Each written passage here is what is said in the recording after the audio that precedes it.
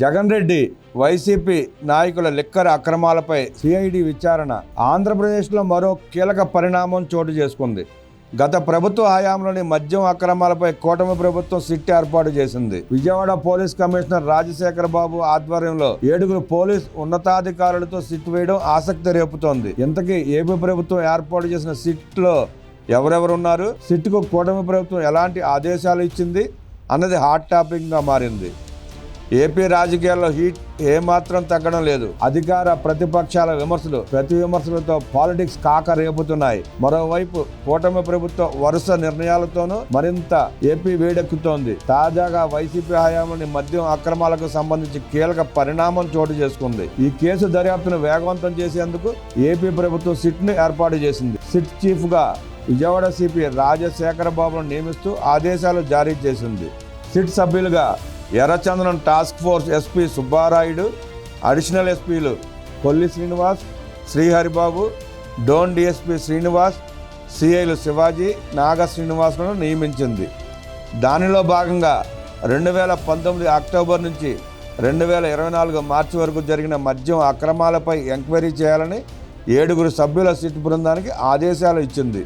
SIT దర్యాప్తునకు అన్ని రకాల అధికారాలు కల్పించిన ఏపీ ప్రభుత్వం రికార్డులు సీజ్ చేసి గ్రీన్ సిగ్నల్ ఇచ్చింది.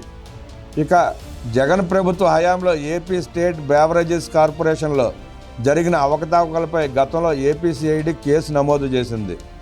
దీనిపై ఇప్పటికే దర్యాప్తు కొనసాగుతోంది. అయితే ఈ దర్యాప్తును మరింత స్పీడ్ పెంచేందుకు నియమించాలని ఏపీ ప్రభుత్వానికి డీజీపీ ప్రతిపాదనలు పంపారు. దాంతో కూటమి ప్రభుత్వం ప్రత్యేక దర్యాప్తు బృందాన్ని నియమించింది. దీనికి సంబంధించి సిట్ అధికారులు అడిగిన నివేదికను ఇవ్వాలని ఎక్సైజ్ శాఖకు ఆదేశాలు జారీ చేసింది. అలాగే ప్రతి 15 రోజులకు ఒకసారి దర్యాప్తు పురోగతిపై విచారణ నివేదిక ఇవ్వాలని కూడా సిట్ ను ఆదేశించింది. సిఐడి డిఐజీ ఆధ్వర్యంలోనే సిట్ పనిచేస్తుందని ప్రభుత్వం ఉత్తర్వుల్లో పేర్కొంది. గత ప్రభుత్వంలో ఏపీలోని మద్యం విక్రయాల్లో వేల కోట్ల నగదు లావాదేవీలు జరిగినట్లు అభియోగాలు ఉన్నాయి. నగదు లావాదేవీలతో పాటు హోలోగ్రాముల వ్యవహారంలోనూ అక్రమాలు జరిగినట్లు ఆరోపణలు వ్యక్తమయ్యాయి. ఈ నేపథ్యంలోనే లిక్కర్ అక్రమాలపై సాధ్యమైనంత త్వరగా దర్యాప్తు పూర్తి చేసి సిఐడి డీజీ ద్వారా రిపోర్ట్ సమర్పించాలని ఏపీ ప్రభుత్వం సిట్ను ఆదేశించింది. అక్కడ సిట్ పడింది, ఇక్కడ లాన్ తగలబడింది. తాడేపల్లి ప్యాలెస్ వద్ద నిప్పు నిజాలేంటి? మదనపల్లె ఫైల్స్ తరహాలో మద్యం లెక్కల పత్రాలు తగలబెట్టేశారా? జగన్ నివాసం వద్ద అగ్ని ప్రమాదంపై ఎన్నో అనుమానాలు. దొంగ అన్నట్లుగా సోషల్ మీడియాలో వైసీపీ తప్పుడు ప్రచారం. తాడేపల్లిలో పులివెందుల ఎమ్మెల్యే జగన్ రెడ్డి నివాసం వద్ద బుధవారం రాత్రి కొన్ని వస్తువులు, కాగితాలు తగలబెట్టడం చర్చనీయాంశమైంది. మద్యం కుంభకోణంపై సిట్ ఏర్పాటు ప్రకటన వచ్చాక కొన్ని గంటల్లోనే ఈ ఘటన చోటు చేసుకోవడంపై పలు అనుమానాలు వ్యక్తమవుతున్నాయి. ఉద్దేశపూర్వకంగానే కొన్ని పత్రాలకు ఇంటి గేటు బయట తగలబెట్టారని ఆరోపణలు వస్తున్నాయి. అగ్ని ప్రమాదం మాటిన జగన్ దాచుకున్న కీలకమైన లిక్కర్ డాక్యుమెంట్లు, డైరీలు దగ్ధం చేసినట్లు ఈ సందర్భంగా అనుమానాలు వ్యక్తమవుతున్నాయి. ఇదంతా ఉద్దేశపూర్వకంగా చేసిందేనని టీడీపీ నేతలు అనుమానిస్తున్నారు. ఉదయం లిక్కర్ స్కామ్ పై సిట్ పడింది. రాత్రికి తాడేపల్లి ప్యాలెస్ బయట తగలబడింది. ప్యాలెస్ బయట తగలబడిన కాగితాలు, డైరీలు ఏంటి? సిట్ ఇంటి దాకా వస్తుందని ముందే లిక్కర్ స్కామ్ కు సంబంధించి తాను రాసుకున్న లెక్కలు, డాక్యుమెంట్లు తగలబెట్టాడా? ఇప్పటి వరకు ఇంటి ముందు ఉన్న సీసీ కెమెరాల ఫుటేజ్ ఎందుకు బయట పెట్టలేదు? ఎన్ని కుట్రలు చేసినా వదిలేది లేదు. సిట్ వస్తుంది, విచారణ చేస్తుంది, అవినీతిని బయటకు తీస్తుంది.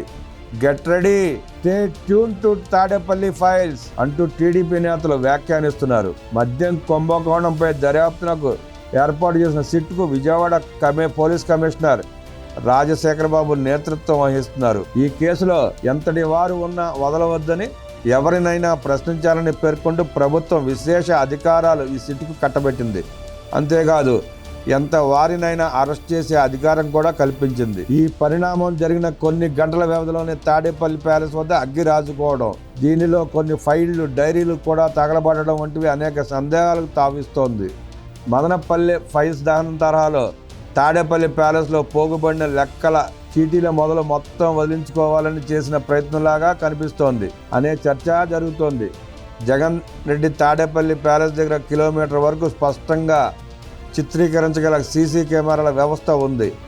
అక్కడికి బయట వారు వెళ్లి తగలెట్టే సాహసాలు ఎవ్వరూ చేయలేరు. తమ ప్యాలెస్ పక్కన రోడ్డుకు అటుపక్క తగలబెట్టించి మళ్లీ భద్రతా లోపాలు అని గగ్గోలు పెడుతూ సానుభూతి పొందే గులకరాయి, కోడికత్తి, టమాటా సాస్ లాంటి డ్రామాలకు దిగారు అని జనం నవ్వుకుంటున్నారు.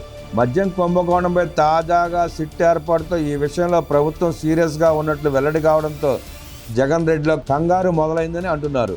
తాడేపల్లి ప్యాలెస్కు జగన్మోహన్ రెడ్డి చాలా రోజుల తర్వాత వచ్చాడు. లండన్ పర్యటన తర్వాత బెంగళూరు వెళ్లి వ్యవహారాలు చక్కబెట్టుకుని వచ్చిన జగన్ తాడేపల్లి ప్యాలెస్లో లిక్కర్ కుంభకోణానికి సంబంధించిన లెక్కల పత్రాలను కూడా బయటకు తీసి తగలబెట్టించారనే అనుమానాలు వస్తున్నాయి. అక్కడ ఉంది పచ్చగడ్డి మొక్కలు. ఈ విషయం చాలా స్పష్టంగా కనిపిస్తోంది. ఆ గడ్డి మండుతుంది అంటే ఎవరో ఒకరు అక్కడ పెట్రోల్ పోసి మంట అంటించి ఉంటారు. తగలబడుతున్న ప్రదేశంలో కాగితాలు కూడా ఉన్నట్లు చెబుతున్నారు. తాడేపల్లి ప్యాలెస్ లో అధునాతన సీసీటీవీలు ఉన్నాయి. వాటిలో చూస్తే నిజాలు తెలుస్తాయి. కానీ ఆ పని చేయకుండా జగన్ అన్న ఇల్లు తగలపెట్టేందుకు కొందరు ప్రయత్నించారు అంటూ వైసీపీ సోషల్ మీడియాలో పేటీఎం గాళ్లు దుష్ప్రచారం చేయడం ఏంటనే ప్రశ్నలు తలెత్తుతున్నాయి. ప్రభుత్వం వైఫల్యం అని చెప్పడం, జగన్ పై సానుభూతి వచ్చేలా చేయడం అనే ద్విముఖ వ్యూహంతో బాటు సీక్రెట్ ఫైళ్లు విజయవంతంగా తగలబెట్టించుకోవచ్చనే దుర్బుద్ధితోనే ఇలా చేశారనేది అందరి అనుమానం.